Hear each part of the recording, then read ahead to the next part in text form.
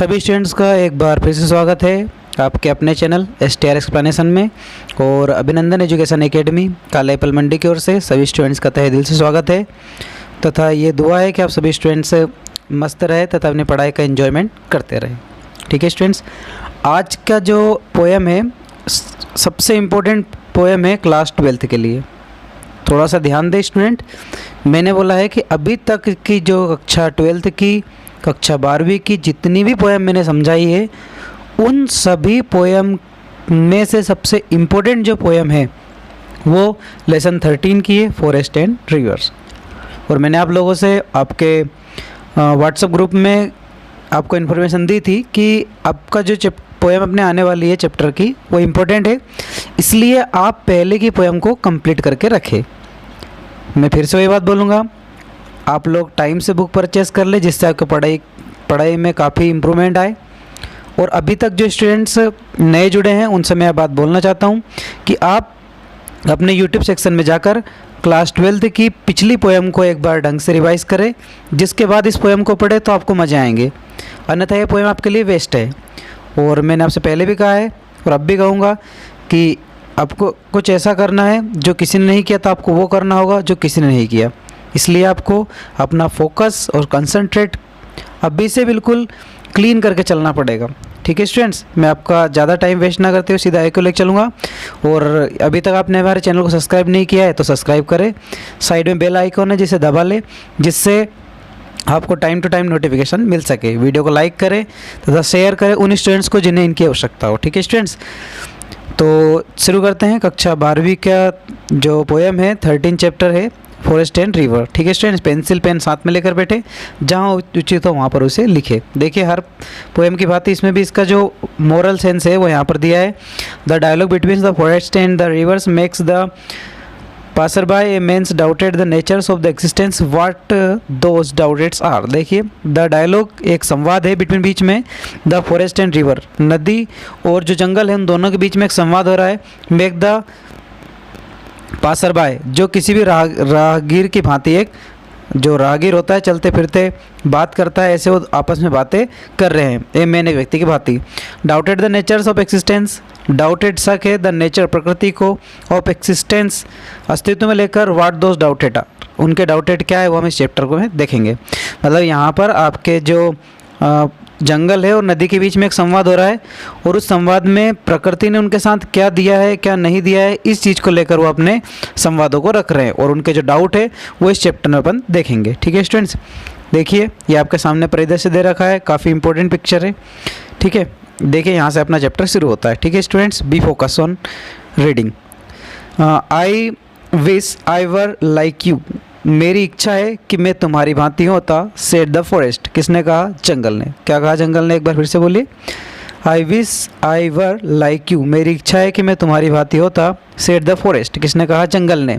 To the roarings rivers always travelings always sight sings, to roaring river, दहाड़ती हुई नदी से, ऑलवेज ट्रेवलिंग्स, तो हमेशा यात्रा करती हो, ऑलवेज साइट सिंग, हमेशा परिदृश्य को देखती हो।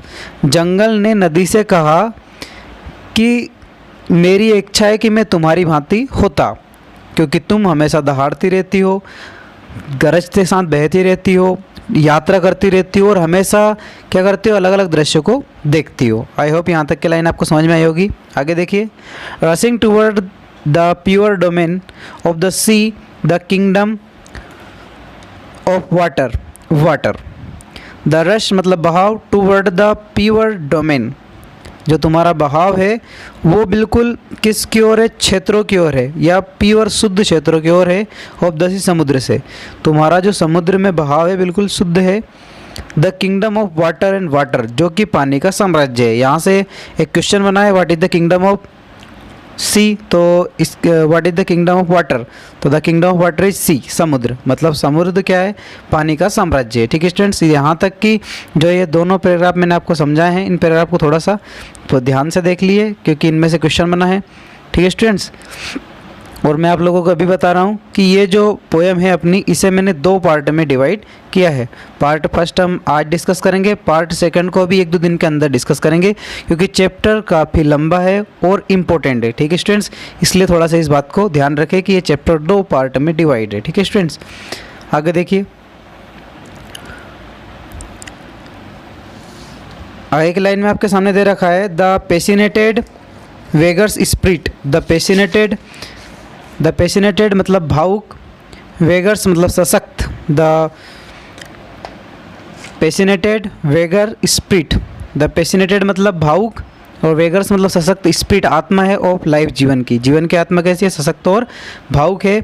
The liquid turquoise of light, liquid turquoise मतलब तुम्हारा ये जो ये लिक्विड है, पानी है, टर्क्यूस ऑफ लाइट सूर्य के प्रकाश से कैसा हो रहा है? फिरोजी रंग सा दिखाई दे रहा है। विथ इटर्नल फ्लो, जो कि इसका आंतरिक प्रवाह, यानी कि पानी के ऊपर जब प्रकाश पड़ता है तो अपने कैसा दिखाई देता है? फिरोजी कलर का दिखाई देता है। ठीक है, आगे देखिए। बट परंतु व्हाट एम आई, परंतु मैं क्या हूँ? ओनली कैप्टिव, केवल जकड़ा हुआ। परंतु मैं क्या हूँ? केवल एक जकड़ा सा हुआ हूँ। चेनेड टू द अर्थ, पृथ्वी से बंधा हुआ हूँ। I silence I grow, I silence मैं चुपचाप, ग्रो बढ़ जाता हूँ, ओल्ड और बूढ़ा हो जाता हूँ। मैं चुपचाप बड़ा जाता हूँ और चुपचाप कैसे होता हूँ? बूढ़ा हो जाता हूँ। In silent I wither and die, और चुपचाप ही मैं क्या हो जाता हूँ?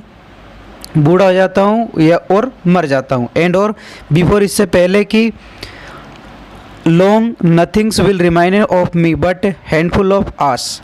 देखिए, एंड बिफोर लॉन्ग, इससे ज़्यादा कुछ नहीं बचता मेरे अंदर। Nothing will remind me of me, मेरा कुछ भी नहीं बचता मरने के अंदर।